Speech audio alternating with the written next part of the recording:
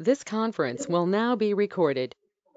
And start to talk a little bit about who's joining us today. So I am going to just say a very brief word about each of our speakers, and then I'm actually going to ask them to say a little bit about what they currently do, and then we're going to jump into some questions. So I'm going to start with Shani Buggs. And so Dr. Buggs is an assistant professor in residence with the Violence Prevention Research Program at the University of California at Davis, has also spent some time in her career in the city of Baltimore and has done a lot of work on effective policies for gun violence reduction. So thank you so much for joining us, Dr. Buggs, and you can take it from here. Hi, thank you for having me, Ruth, and hello to all of the panelists and the attendees on the call. Yes, Dr. Shani Buggs. Just in a nutshell, my research is focused on community violence prevention and thinking about various strategies to reduce it. I really focus on prioritizing the voices of those most impacted and the violence prevention specialists, the frontline workers, the interventionists who dedicate their lives to helping to mitigate violence and help those who are violently injured or at high risk. So thank you for having me. Thank you. Great to have you here. All right, so next is Fatimah Dreier, who is the Executive Director of the Health Alliance for Violence Intervention, or the HAVI. So I'm going to have you introduce yourself from here. Take it away. Well, thank you again, Ruth, for having me here. It's really an honor. My name is Fatimah Dreier. Many of you know me as Fatimah Loren Muhammad. I got married this year, so yes, my last name has changed. I am Executive Director of the Health Alliance for Violence Intervention, formerly known as the National Network of Hospital-Based Violence Intervention Programs. And we are a national organization dedicated to racially equitable responses to violence by standing up hospital-based violence intervention programs, many of which see a lion's share of victims of violence, particularly those caught in the cycle of violence. So it's really an honor to be here.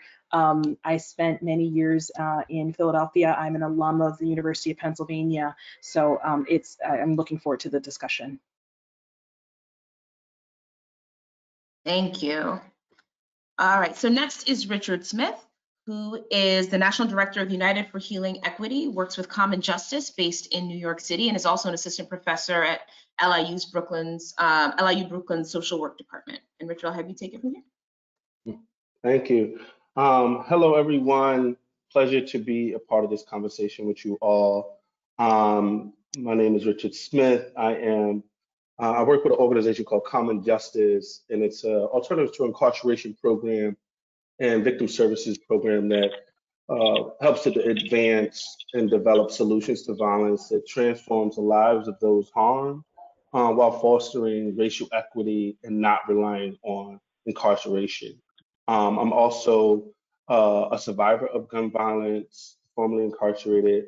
I'm also someone who's a healer, educator, a father, and I've been doing this work and bringing all the aspects of myself into this work for about 15 years now. Excellent. Thank you so much, Richard. So next is Dijonée Talley, who many of you may know. So she's a Stoneleigh Emerging Leader Fellow with the Health Promotion Council and with Ceasefire PA. She works with youth right here in Philadelphia on violence prevention. Dijonée? Thank you so much. So as Rick said, I'm a Stoneleigh Emerging Leader Fellow. For those of you on the call who aren't familiar with the Stoneleigh Foundation, they fund early career and late career professionals in systems change in the interest of advocating for the well-being of young people. And so my project primarily focuses on uplifting youth voice in violence prevention, particularly gun violence prevention advocacy. And so that means in any form or fashion, I am moving about the city, engaging young people in these conversations, working with organizations to create spaces where young people become a part of those initiatives, become central to what it means to foster healthier and safer communities. And so that's what I've been doing for the past year. And aside from that, I'm a doctoral student, but this has been my project for the last year or so. Yeah. Thank you, Dijonée. All right, and last but certainly not least, Ramier Jones is a 16-year-old junior at George Washington Carver High School here in Philly. He's a member of the Philadelphia Youth Commission, and he's a founding member of PEACE, the PEACE Collective, which stands for Peace, Equity, and Community Elevation. Ramier, do you mind spending a moment just introducing yourself? Good evening. Like you said, thank you for having me here today. And my name is Ramier Jones. I am one of the founders of the Peace Coalition, which it stands for Peace, Equity, and Community Elevation, where we're very hands-on, and it's a program by youth for youth, especially when it comes to gun violence and lowering those rates. But also on the other side, when it comes to government and politics, I represent youth in those environments because I'm a Philadelphia Youth Commissioner, so I'm able to, advocate for policies and see things on two sides of the spectrum that you may not always see from youth and other things of that such. Ramier, thank you so much for joining us. And so one of the things we've been very committed to doing as part of this collaborative, but in general, I think in injury prevention work, is incorporating the voice of our youth. So we're really grateful to have you here today. All right, so I'm going to jump into some questions. These questions are going to be directed at particular speakers, but definitely open to the rest of our panel. Again, for those who just joined us, we're asking for questions to be submitted through the chat. So I'll be monitoring that in real time, and we'll be saving that. So if any questions are not addressed in real time, we'll definitely get back to people. My email address is at the top of the chat right now. And actually, we're going to start, Dr. Buggs, with you. So we have a question that starts with this concept of violence prevention as a public health crisis. So I think a lot of us have heard or have seen a lot of people refer to violence prevention as being a public health initiative. And that's something that I think that those of us in public health have been trying to really make real. And in your work, you've evaluated criminal justice and public health interventions and seen what their respective kind of contributions are to reducing the numbers of those who are killed and injured. And I just wonder if you could comment on what you think it means to take a public health approach to violence. Yes. So in generally for those of us in public health, we know the public health approach to any health-related outcome is focused around answering 4 questions. What is the magnitude and scope of the problem? What are the consequences of the problem? And thinking about risk and protective factors associated based on closer analysis of data and using qualitative and quantitative research. The third question is, how do we prevent or reduce it through the use of interventions? And then the fourth is, how do we scale those interventions and implement them and evaluate them for impact and cost effectiveness? The difference between public health approaches and criminal justice approaches to violence prevention is really, and I don't pretend to be a criminologist expert, but public health really thinks about problems holistically and ecologically, and recognizes that there are interrelationships between our environments and the policies that influence our lives. And criminal justice interventions typically look at individuals and think about individual behaviors and decision making, and think about actions more on an interpersonal basis, rather than really taking full account the environments in which we exist. And so the public health approach to gun violence really is focused on prevention, and thinking about how all of the things, the people around us, the environments in which we live, the policies that shape our lives, historically and present day, how all of those things are interwoven to create the conditions that either foster gun violence or mitigate gun violence.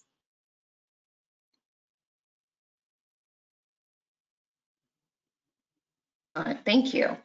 I think that ties in well to some of the work that's done at the Javi. And so I wonder, Fatimah, if you could comment on one aspect of the work that you see when you look at the Javi's website. There's a focus on social determinants of health. And I think that ties into this idea that we're talking about population health, and that's how we should face the problem of gun violence. And so can you speak to why that focus is highlighted and why it's essential in preventing gun violence? Absolutely. But before I begin with those particular remarks, I do want to just name that we're living in a particular moment in our history. We are suffering not only from a pandemic that has disproportionately impacted communities of color, but we are currently reeling from violent white supremacist extremists who've descended on our Capitol. And I think it's just worthwhile to acknowledge that we're talking about violence, we're talking about this work, and there are some very real threats that exist. And while it's not the explicit work of the Javi to address white extremists, understanding this kind of it's a connective tissue between Shani's work, looking at violence as a public health issue, is recognizing the contagion of violence, and that in the same ways that we see exposure to violence and exposure to a particular understanding of how to address disputes and conflict that particularly impact the communities we address, which are largely boys and men of color, girls and women of color, that we are observing in a different population the spread of misinformation and a propensity to use violence as a way of just of resolving issues of discontent and as a way of exterminating communities of color and anti-Semitic views. Like, there's all sorts. I just want to just say it's important to just say that before I dive in. I just want to make sure that's acknowledged. Our work has to, if you've heard of the adage about the spoon in the kingdom, just a young person who's walking around and they're asked to kind of look at all the sites before them, but also keep, I think, a drop of water or a drop of oil on a spoon as they do it. So violence prevention intervention work is both about the specificity of those at greatest risk. We can't keep our eye off of those who are at greatest risk. It's hard to do blunt force on whole populations, right? People, there was a prevailing view that there were just whole neighborhoods that are violent, right? And whole communities that are violent, and that's just the way they are. And there's no other way of seeing populations.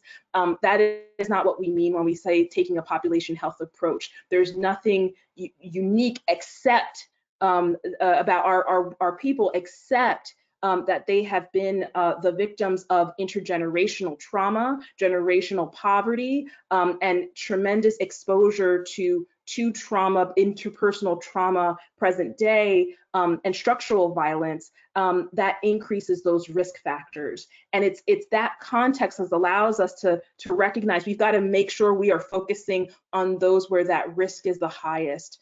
So that's important at a specific level. But we also don't want to save, if I can continue to use metaphors here, pull babies at the end of the stream out of the water without going upstream, and recognizing that there are larger determinants and contexts that we have to address. And so when we look at the specific needs of our clients, and we have to keep our eye, we use and we leverage, and I really appreciate we have other panelists who can talk about what it means to truly listen to those who have been directly impacted. We have to leverage that information, what we're learning, and align directly with those who are most impacted on developing ways of looking at the whole system and creating systems level interventions. How do we then think about the social determinants of health in that context? So things like ensuring that there's adequate housing for people, right? I can't tell you enough about the needs and the barriers of housing for those who've been impacted by violence, and how that literally is a life or death. The access to housing becomes life or death for people. Being able to relocate becomes an issue of life or death for people, as one example. I could go through all the determinants, but employment, of course, being another really important one, but or having resources, right, being another one, but there are many. So I'll stop there, and happy to kind of continue on as we further the discussion. Thank you, and thanks for naming the moment. I think that's important. I appreciate that. I think that's a really great segue, Richard, to your work, because a lot of us trained in public health and maybe in medicine, and we find ourselves doing injury prevention and find that we are now in close partnership with people in criminal justice, because that's where a lot of the work of violence prevention has lived historically. And so I think it would be really helpful for you to talk a little bit about why restorative justice is part of this puzzle. So some of your participants in common justice, and it'd be great if you could describe the common justice model to the listeners as well. Some of the participants in common justice are less likely to re-enter the criminal justice system for later crimes, which that's an outcome we'd be interested in. That's a relevant public health outcome. And so how can we think about the role of restorative justice in preventing violence as a violence prevention tool? Yeah, thank you. And thank you, Fatima, for really contextualizing this moment or framing this moment. It's important that we keep that in perspective and keep that in the forefront of our minds. So, the circle is, as some folks call restorative justice, Native folks call it the circle. The circle to me is the solution. It's one of the main solutions to quell violence. And everything that it symbolizes, that the circle symbolizes. It's not just like sitting in a circle with harm parties. We don't call people who are victims, we call them harm parties. And responsible parties are people who are typically referred to as victimizers or perpetrators. We call them harm parties and responsible parties. So it's not just sitting in a circle with harm parties and responsible parties, establishing agreements and holding people accountable. It's about bringing that person back into the community sphere and realignment with the circular nature of themselves, right? Realizing that systems of oppression and interpersonal experiences of harm has pushed you out of the loop and left you floating outside of the spiritual, emotional, and communal orbit that gives life and affirms your humanity. And what we do is we pull them back in alignment and help them restore their connection back to the natural state that they were in and that existed before the first harm that they experienced. Because we know that even those who cause harm have also experienced harm, right? We talk about it all the time, hurt people. And we also see them not only as becoming less likely to be systems involved, but getting to a place where they can bring others back into the circle, to the community that will nourish them. And we see them rediscovering purpose through this process. One of the things that we just came up with on another project that I'm working on, the development of a scale, we're calling it a community scale for healing possibility, which is a scale designed to measure healing for young people who've experienced community violence. And I love the way you broke that down, Fatima, because community violence is loaded with all types of, that term is loaded with all types of racist connotations. But we came up with a definition for healing, and that is getting to the core and reclaiming possibility. It's pretty simple. But this was based on information that we gathered from listening sessions and young people that we heard from, as well as a number of service providers. But what I'll say is the challenge is that simultaneously, while the young people are going through this process of the circle, they're also still trying to navigate the same forces that push them out of the circle in the first place. And then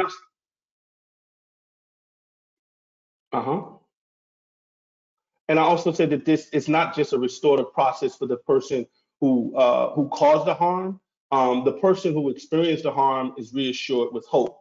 Brian Stevenson says that hopelessness is the enemy of justice. And so through this restorative process, through this circle, it's a process that the person who has experienced the harm doesn't lose hope, because they see that there's an alternative way to address their experience of harm that doesn't have to rely on the criminal justice system that's punitive, right? Our criminal legal system is promoting hopelessness, not hope, and a loss of faith in humanity and the possibility for redemption and recentering of our true selves and reimagining a just and equitable society.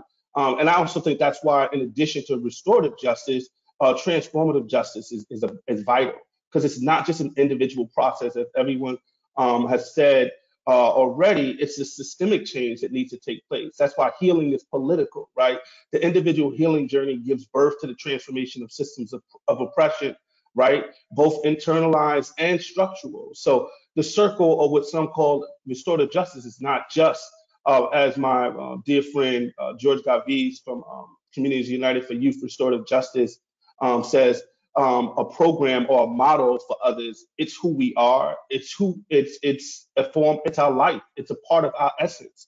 It's just another aspect of ourselves that unfortunately we've lost awareness of because of forced acculturation and assimilation It's really just a symbol of community that we recreate and at Common Justice by bringing young people into that. And I see this as a father, how my sons behave. Behavior changes when they find themselves feeling like they're out of the loop or out of the circle or jealous of each other because one is getting more attention than the other.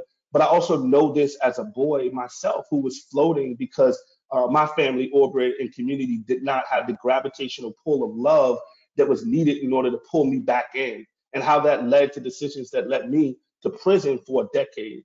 And I know how my chosen family became the circle that brought me back home to myself. I'm doing a lot of nodding. Thank you so much, Richard.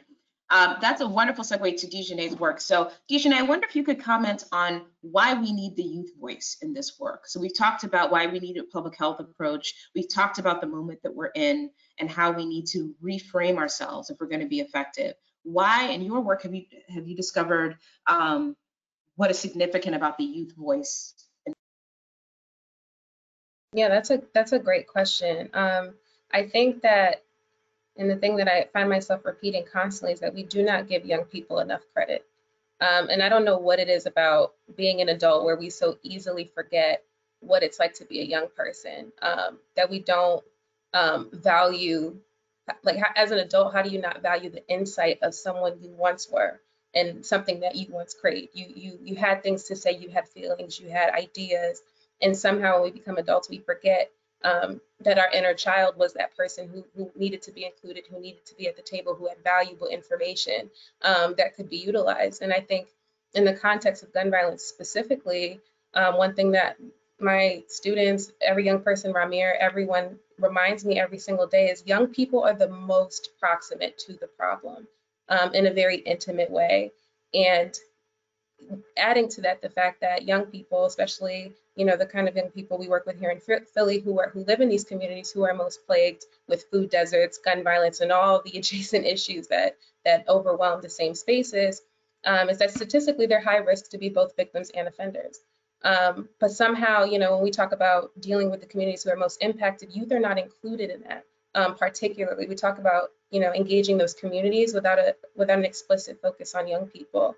And so one of the biggest complaints that I hear often is that, you know, some of us, call us old heads, whatever, come in and the nature of violence changes over time. So the nature of gun violence in 2020 is not the same as it was in the late 1980s, right? We just had a conversation this morning about the role of social media in instigating gun violence, right?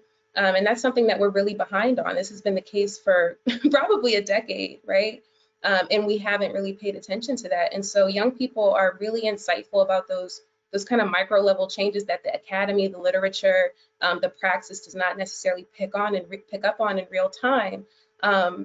That, you know, they've known for much longer than any of us have. And so I think the other thing about including young people and making sure that, you know, they're part of this process is age is not stagnant. Young people become adults tomorrow, next year, you know. And so when you talk about trying to, I think, mitigate, lower, reduce gun violence, if we're not thinking of it holistically and in a preventative sense, by including young people, we talk about, you know, stopping violence before it happens. What about engaging young people before, you know, they might be offenders, they might be victims later.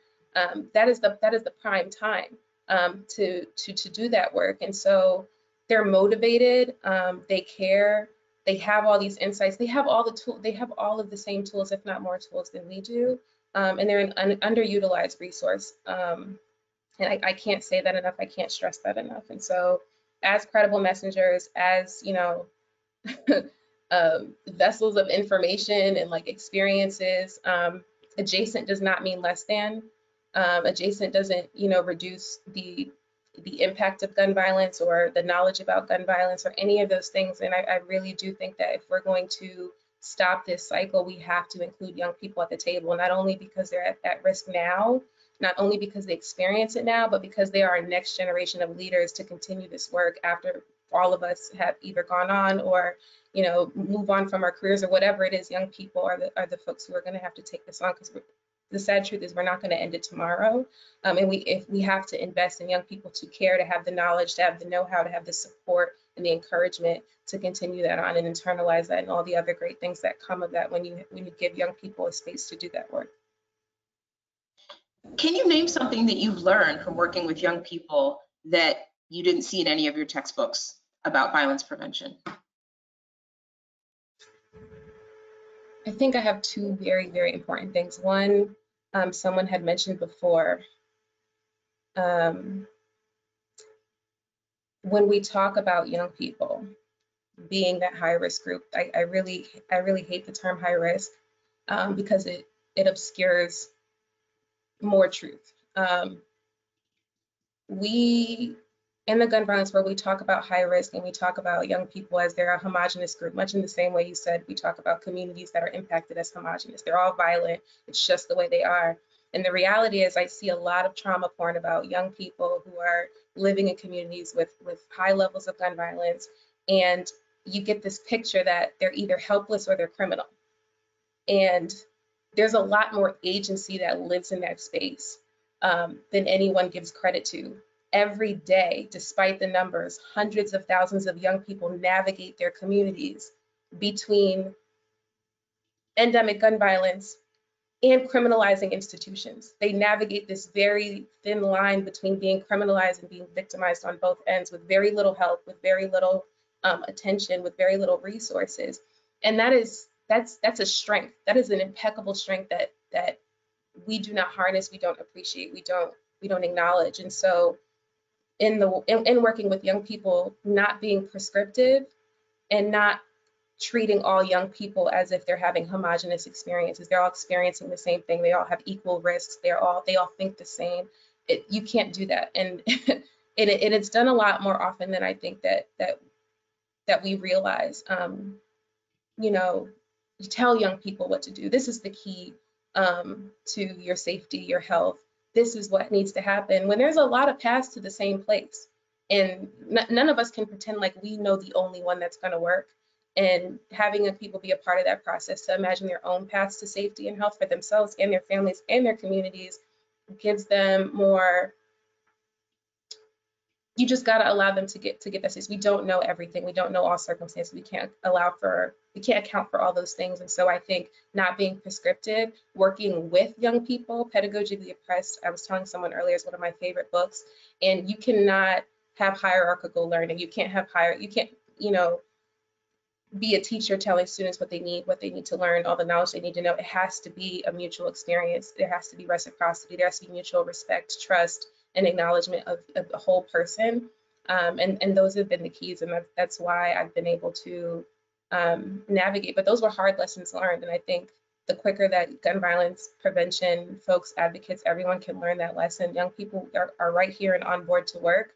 But all of those elements have to be there. They have to be equal partners in that way, and they have to be fully acknowledged. So Ramier, speaking of the wisdom of young people in this space, we wanted to get your perspective on how violence is affecting young people today, recognizing that they're not a monolith and that everyone's experience is different.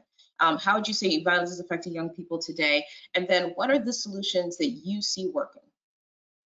So when it comes to young people and then also their environments and how they're impacted by gun violence, I see it on the spectrum of two things. And there's the physical impacts, the implementations of physically being harmed by said gun wound or even gun violence as a whole. And then also there's a emotional implication to where there's trauma after the fact. So when it comes to young people, you have the victim, which may have been a person that has been shot, which, 9 times out of 10, counseling is then sent to their family. But on the other side, this young person has friends, family, cousins, even friends that they call brothers and sisters that may not get that same type of response when it comes to, responding to trauma. So I like to put an emphasis on that when gun violence is addressed, it's not just about, the person who's pulling the trigger and the person who's actually getting shot, but also it's a broader spectrum when it comes to young people because we see everything. We have social media to where that one incident can be seen by 1 million people just off of one repost, one Insta snap, anything of that such, and that then carries on trauma into everyone else's lives. Now, this trauma is then, put back into the world in different ways that could be, I would say, stunned or even not happen if there is the right implications beforehand, whether it's counseling, making sure these triggers aren't set, or making sure that it's addressed accordingly. And then also, like I said, there's a physical component to where these traumas that are emotionally triggered are then impacting physical lives. Now, for some people, the worst case scenario is actually losing your life when you're behind that bullet. But for others, like myself, it may be hunger. I may lose, my appetite. I may interact with other people not as much, to where as a young person, we're not looked at the same way if we're not doing what we usually do, and it's usually looked at as a problem when it should be addressed as a solution-based question. Now, with this being said, I heard Ms. Talley and then also Mr. Smith mention how a lot of the times when they hear young people being talked about, their words are specific when it comes to they think about how this word may make them feel. For Mr. Smith, it was the word victim, and then even like calling someone a victim, that means that they're getting harmed, but is there a better word we could call them? For Ms. Talley, it may be minority. There's nothing minor about the youth. There's nothing minor about how we think, and then for the most part, there's also nothing wrong with saying that we aren't statistics, but we're living ourselves, living our actions and things that such. So just when that comes to phase 2, don't speak bad into the children, because we hear everything. So when you say minorities, we're taking that in one ear and it may stay up there. But if you're saying another word that is empowering us, it may be more important to how we're living our everyday lives, because you never know what small thing can make it better for everyone individually. So I've heard that theme a couple of times, language matters. And I think that's one thing that we can think about as a unifying consideration as we do violence prevention in different forums. How can we think about the way that language affects what we do? So Shani, I was wondering if you could comment a little bit on what policies and what programs you think probably are standout and most effective in the different, geographic places that you have found yourself and that you think deserve to be highlighted as effective public health approaches. And then I'm going to ask this as kind of part of 2 questions. What do you think needs to change in the landscape of violence prevention? Oh, well, I love what all of the panelists have said, and I think particularly the focus around language and narrative change is a big piece, and that is something that it's driven. It's political. It's driven by a number of different sources, but they all tie back to the notion that those who are harmed parties or those who are responsible parties are bad people who did bad things, and gun violence is so much more complex and complicated than that. I mean, we've heard from the other panelists about the complexities of gun violence. There's not the same drivers and the same populations affected in every space. The same solutions are not going to be the same. And so I think it's really important that we root all of our strategies in data and analyses, like understand, and that doesn't mean numbers. That means lived experience that is as rich or richer than any data that we can collect on human beings, because we don't operate in a vacuum. And so understanding who is impacted and where they're impacted, and then reliably engaging with those individuals, and meaningfully engaging, utilizing credible messengers. And that term gets used in a lot of different spaces to mean different things, but I mean it as those with lived experience, those with intimate knowledge of the community, those who can connect with those individuals who are likely to be either harmed or responsible parties, and can engage with them, because we're talking about individuals who often are disconnected from the systems that we in our society expect to support us and help with our development and help with mobility. And the systems have failed in so many different ways. And so when you ask the question about the programs that are standout or most successful, they're the ones that follow those components. They humanize the individuals who they're reaching. They celebrate the humanity. They provide mentorship and case management and culturally competent therapeutic activities. They recognize the root causes of people's distress and think about everything from housing security to financial security, and think about people's and their families and supporting the families of individuals. Because again, none of us operate in vacuums. To name specific programs, you have Advanced Peace, you have the HAVI and the Hospital-Based Network Violence Intervention Programs, you have Ready Chicago, you have Chicago Cred, you have ROCA in Baltimore. There are and all of these programs have a lot of potential, but what they lack two things. They lack sustainable funding, and they lack systemic integration. So we are not going to program our way out of gun violence. And yet we too often rely on programs to help solve the systemic issues, the structural racism, the structural violence that has helped to create the violence that we see today. And so these programs have a lot of promise and are tapping on all of these successful elements: restorative justice, restorative healing. They all incorporate these elements, and yet they cannot be successful in and of themselves because they are not equipped to address all of the systemic harms and the systemic failures that have created the conditions. Thank you so much. No, not at all. You used the word integration, which I feel like that phrase that you said and the comment that Luke just put in the chat, which I really appreciate, and the question I was just about to pose to Fatimah all kind of go together. So it seems to me like if we were going to be successful in this work, the right hand needs to know what the left hand is doing, from the hospital to the community-based violence intervention program to the criminal justice system to the youth who are experiencing this every day. There needs to be some level of coordination and communication. And so the question I was going to pose to you, Fatimah, was if you talk about, the hobbies as this hospital-based program, but it works with community, it works with all of these different partners in government and elsewhere in order to execute its work. How can we borrow from that model? Why is that important to kind of have that collaboration?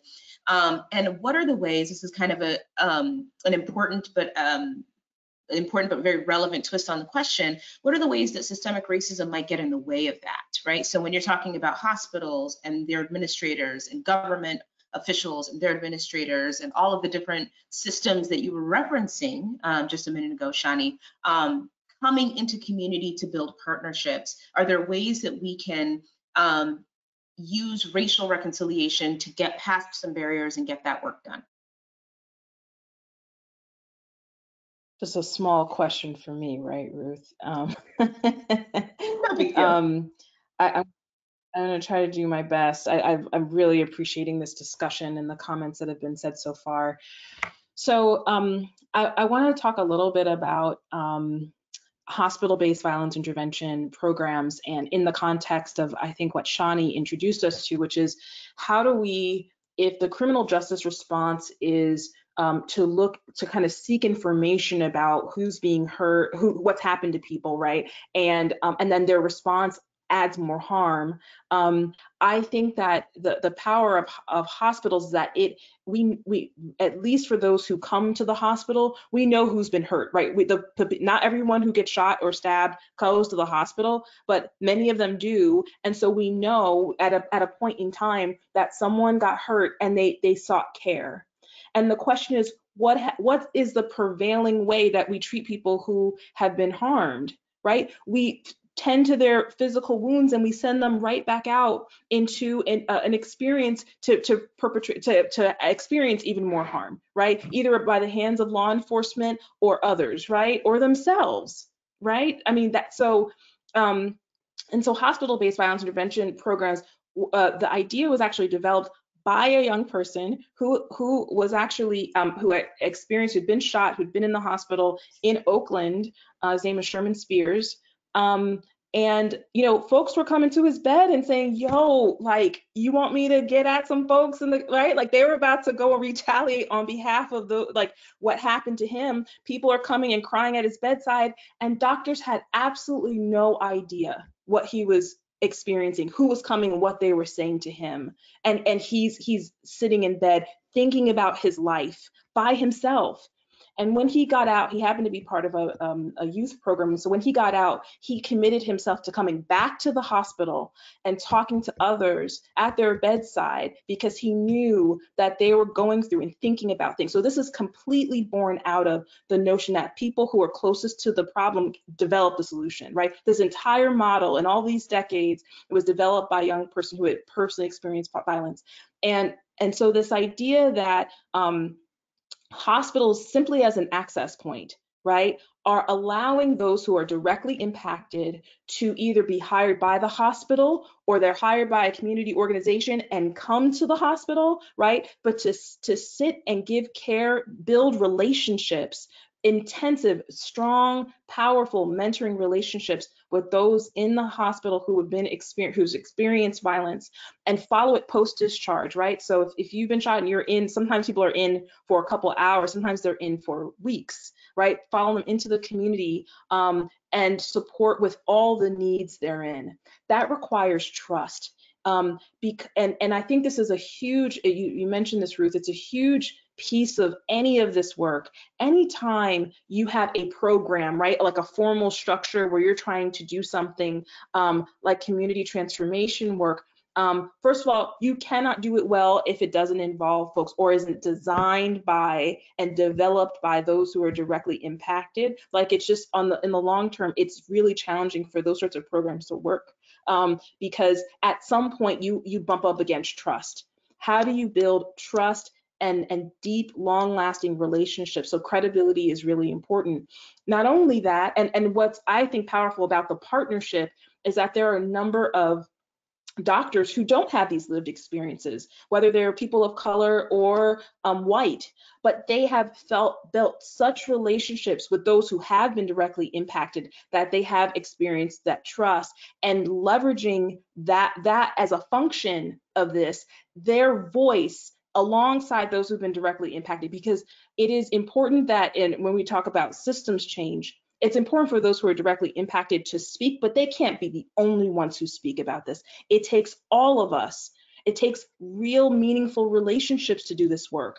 And to the young man's point earlier, this work evolves. So the thing that worked 2 days ago, right, with one potential client, right, you have another young person who's like, no, that's not going to work with me, right? Like that level of nimble ingenuity, that is the skill of our violence prevention professionals. It is their work to do this. And in terms of systems change, first of all, the fact that is, we really advocated at the Javi to have this as part of the National Uniform Claims Taxonomy, the code, right, where it says doctor and nurse, right, who actually gives care. We have violence prevention professional there, right, to acknowledge the wisdom and the work of folks who do this every day. But it is the first, in any of these programs, it's the first function to get cut, right, when these programs lack funding, right, and yet it's the most important function we have, right? The fact that law enforcement have, pensions that, are millions upon millions, tens of millions, billions of dollars, right, nationally.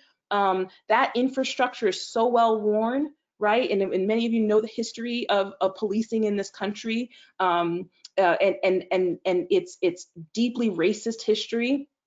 Meanwhile, we have this incredible workforce that needs support and needs clear opportunities for leadership development and growth as in this profession that they love, in this work that they do. I think that's critically important. And it is systemic racism that makes it such that this is the least valued part of violence prevention, and yet it is so critical. And there's so much research that needs to be done to continue to validate what we see on the streets, right? That the value of this for young people, and not just young people, it's also there. I don't want to walk away thinking that it's only young people who are involved or connected to violence. There are, of course, people who are older adults, emerging adults, as they say, are also involved. But that it's not just folks who we have to listen to what they see as outcomes. So we're not funding the research to listen directly to the voices of those, and when we bring those projects, funders are like, well, did they commit harm or didn't they, right? If the only metric we use in a violence prevention is did they or did they not perpetrate harm, we are missing the point. There are so many other ways of understanding the rich depth of what it means to transform life and to have someone be authors of that transformation, truly, someone said agency earlier, have true agency and allow their voice to be heard directly. When all of our work, our funding, our research questions, our programs are aligned around that voice, then we're doing well, right? And when we're misaligned, then it's I think in the long term doesn't sustain itself. Absolutely. So, Richard, I wanted to pick up on a thread that you had mentioned before that I think links into this, which is really about healing.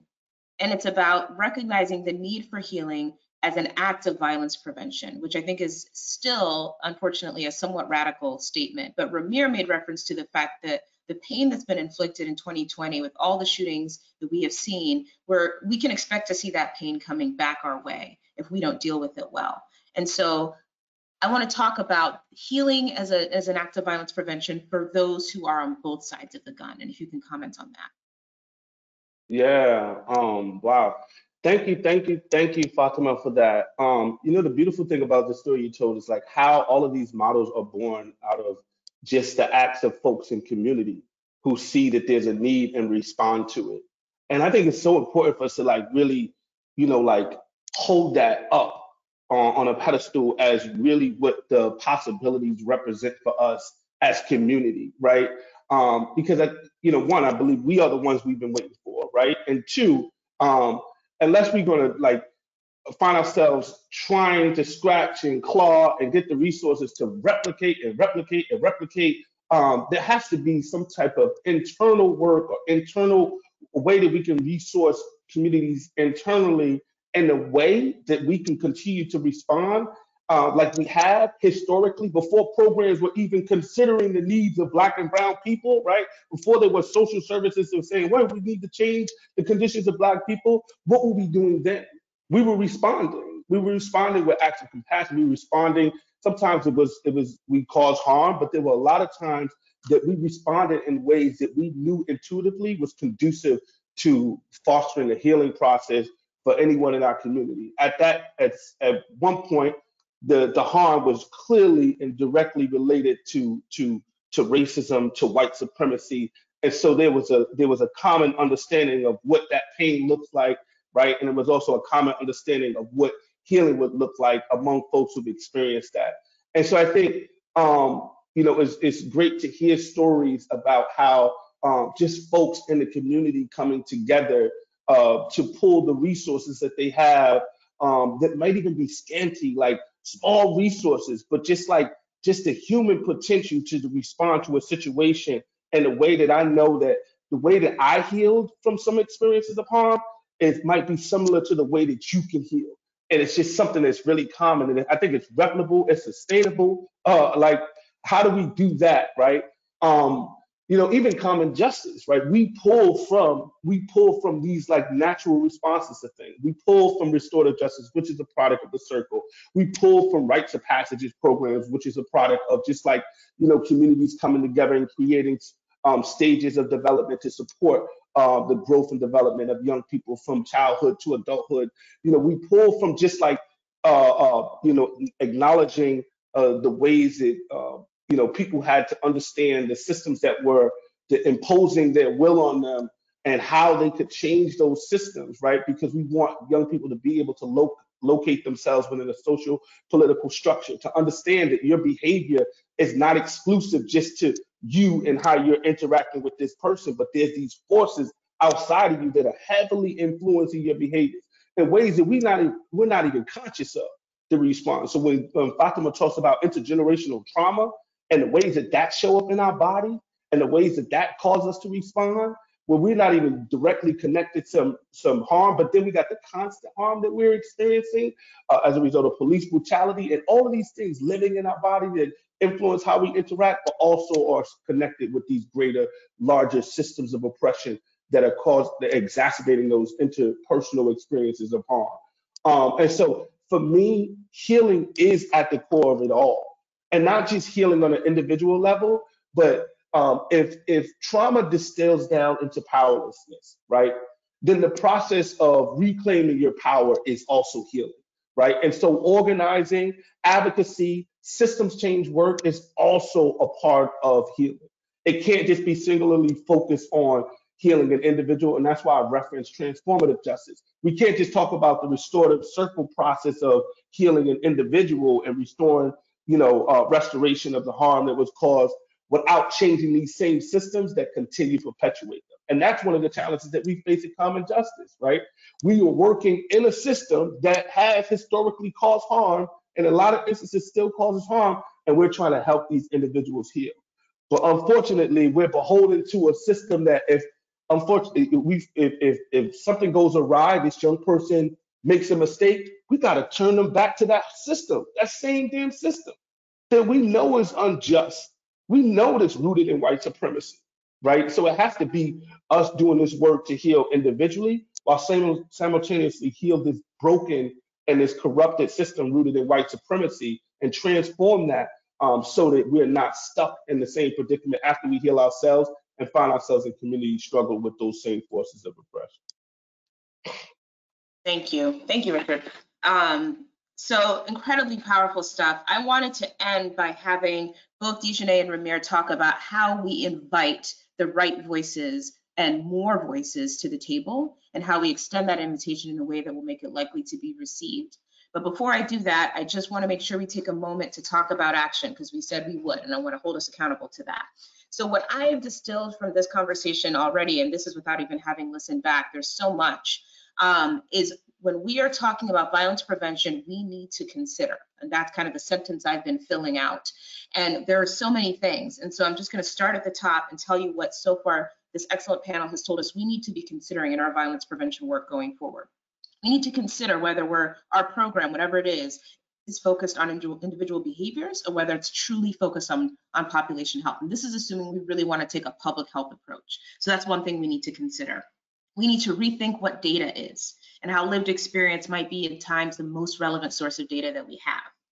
We need to think about how to both focus on those at the greatest risk and maintain a population view. We have to walk and chew gum, right? So how do we both focus on the highest risk individuals and maintain a population lens, and how do we build trust? In doing effective violence prevention work, we need to think about language mattering. And so maybe we should talk about harm parties and responsible parties rather than victims and perpetrators, which paints a box around the people who have that lived experience. We need to consider believing in the possibility of redemption. It's not a soft thing. That can sound really touchy-feely, but if you don't actually believe the person in front of you can change, your work is not going to be effective. We need to give young people credit. We need to understand that violence has changed. This isn't 80s violence. This isn't 90s violence. This is 2021 violence. Its drivers might be different. The people on both sides of the gun are different. We need to give them a chance to say what their story is. And we need to learn from the youth how they're already navigating this extremely dangerous environment that is their community, so we can borrow from their lived experience in that way. And we need to think about the wider and broader number of those traumatized. That was with, a thought from Ramier. So we need to think about everyone who saw it on social media, everyone who experienced it second, third hand, and what that trauma is doing to communities. So I think that there's a lot of work for action in what has already been said here. So I just wanted to lift that up as we're getting close to the top of the hour here, and acknowledge that there's a lot that we can build on from here. So thank you. So I did want to end by just asking Dijonée and Ramier to talk about how do we bring the voices of youth in particular, the right voices, diverse voices, experienced voices to the table effectively.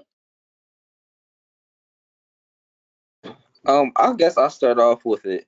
My biggest thing when it comes to being someone who you know is a part of many organizations, many projects, many initiatives, is as someone who's putting in the work, I will also like for the people who's being invited to be invested in beforehand.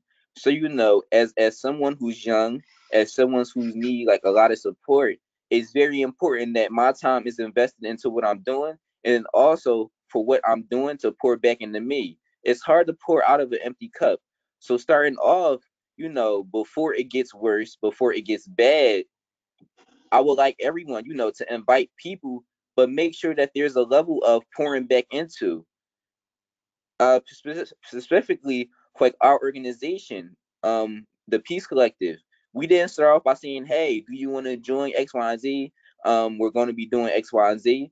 We may have started off with, "Hey, if you join us, you'll be able to learn these type of skills. You'll be able to do X, Y, and Z." So just starting off with that different mindset of not what I can take from them, but what I can give them. I agree. I think, valuing young people's time, compensating folks, whether that's with new skills, capacity building, or monetary, I think is really important. I think a lot of time people get asked to do something for nothing. And we, put a great amount of, inherent value on whatever it is that we're doing without really considering like the context. Like everyone doesn't have time, energy to get to something where, there's more urgent things on their list of things to do that require that energy, that time, whatever it is. And I'll just end, I think, by saying that back to what Fatimah said about trust and trust being central to everything that we're doing here, especially with the communities we have. We have a great social neglect is that, the messaging, when we do things, regardless of whether we say something explicitly or not, there's messaging that's occurring. And so what are we telling communities? What are we telling young people when the resources that are currently available, when violence happens, we're only showing up after the blood is spilled and when it's time to come with cuffs? Like what is the messaging that the all the evidence, most of the evidence that we have, it heavily relies on the criminal justice system, right? And so if those are the things that we're over relying on, police, mass incarceration, you know, militarization of police, stop and frisk, harsher punishment, longer sentences that further disenfranchise after those folks are released, all of which cost a great deal of money. But we're not also talking about education. We're not also talking about food deserts. We're not also talking about all the other ways that structural violence manifests. What are we saying we feel about you? What are we saying is the value of your life when we care more about one over the other? And that's not a case for saying we don't need law enforcement, but you have to think holistically. You have to think about prevention and intervention. They both are very critical to this. And so you're only going to get trust and you're only going to get buy-in from communities if you start thinking about their experiences holistically in that way, that doesn't continue to put them at further harm after those interventions have taken place. Thank you so much. Thank you to all of our panelists. Your insights were so appreciated. Lots to learn here. I'm just going to put my email in the chat one more time. If people have follow-ups or questions, please feel free to contact me. Thank you to everyone who attended today. This was a wonderful session. Look forward to seeing you in future iterations of this. Have a wonderful night. Thank you so much. Thank you. Good night. Thank you.